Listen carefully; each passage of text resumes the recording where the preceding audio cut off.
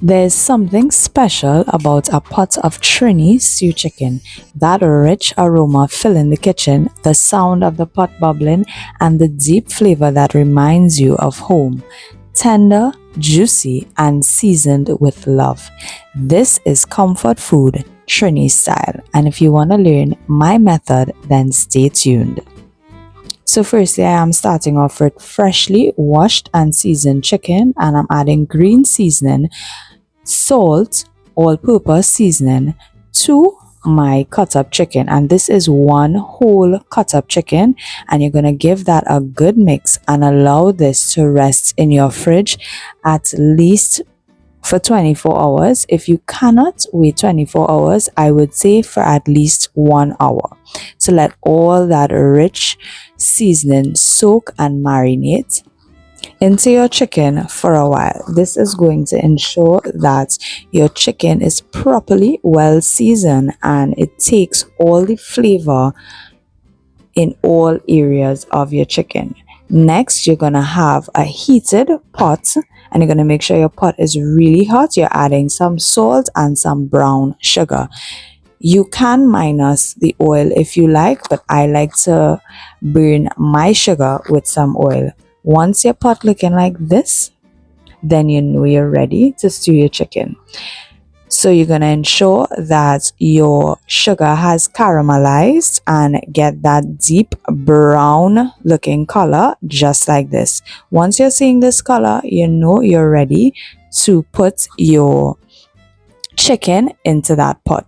So here we are going to add that chicken that we seasoned, and I allowed my chicken to season for at least 24 hours before I stewed my chicken. And I'm going to add in every bit of chicken, but I'm not throwing the chicken with the gravy or the extra seasoning from the bowl into the pot just yet. I'm adding it bit by bit. You want to be very careful with this because adding water to the oil, you can be burnt. So be very, very careful with this step.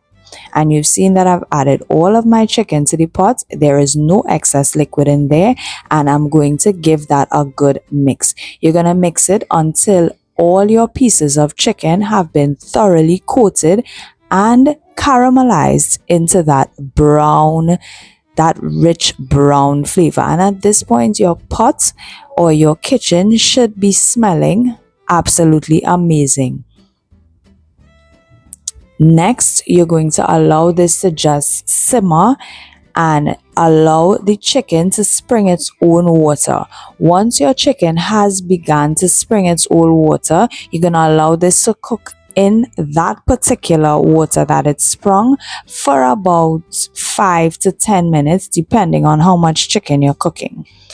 How much chicken you're cooking will be very dependent on this, and this is what it looks like after about 10 minutes. You can see there is still liquid in the pot, and this is from the chicken springing its own water. I did not add any additional water just yet, and the reason for this is you want your chicken to be thoroughly coated and caramelized, ensuring that it gets that brown nice rich flavor. And this is the excess of the seasoning that we had in the bowl. I'm gonna throw that in there, as well as I'm going to also add 1 kettle of water.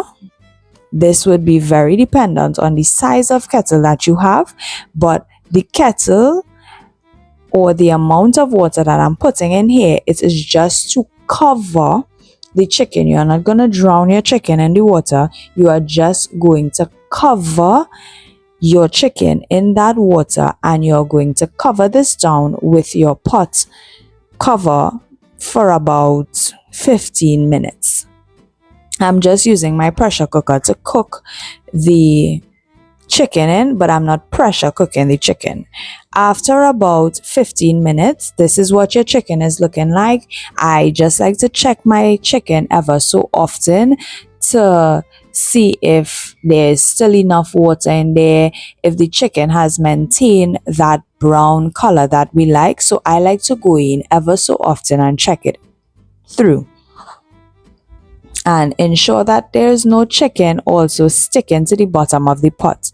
I'm going to now taste for salt, because at this point you want to ensure that your stew chicken has enough salt. I did have to add extra salt. I also like to go in and add freshly chopped seasoning, and for my chopped seasoning I simply added 1 garlic, 1 pimento, 1 piece of chive, and about approximately 2 leaves of shadow benny, and I'm going to give that a good mix. To me, the additional seasoning that you add in just adds a really fresh aroma to your stew chicken that is just divine. Not forgetting your French made butter. You can use French made, golden ray, whichever one you have your hands on. I like to add just, this is like a teaspoon, if so much, of cooking margarine or golden ray or French made, whichever you call it by, to my pot of stew chicken. And I'm gonna give that a good mix. Ever so often I will cover the pot, because I like the steam to stay within the pot to help cook the pot much faster. At this point I am tasting once more, because I like to ensure my chicken has soaked up all the salt, all the seasoning. Anything additional that we need to add, you can add that at this point. And to top it off, to thicken that sauce up a bit, I add just 1 teaspoon of coconut milk powder to some water, and I'm gonna throw that in the pot and just allow that to simmer and cook for about 5 minutes. You can cover down your pot to do that and just allow the sauce to thicken up. It gives it a really nice, rich, creamy flavor that is absolutely divine. And this is what our stew chicken is looking like after that 10 or 5 minutes, whichever you feel or choose to cover down your pot for. And this is to just ensure that your coconut milk flavor has taken and cooked within your meat. And look at that rich Trini-style stew chicken. And this is my method of doing stew chicken. So I hope you all enjoyed this video, and let me know what you plate your stew chicken with. This is definitely comfort food for me. I like to eat stew chicken with just about anything. So I hope you all liked this video, and I'll see you all in the next one. Bye.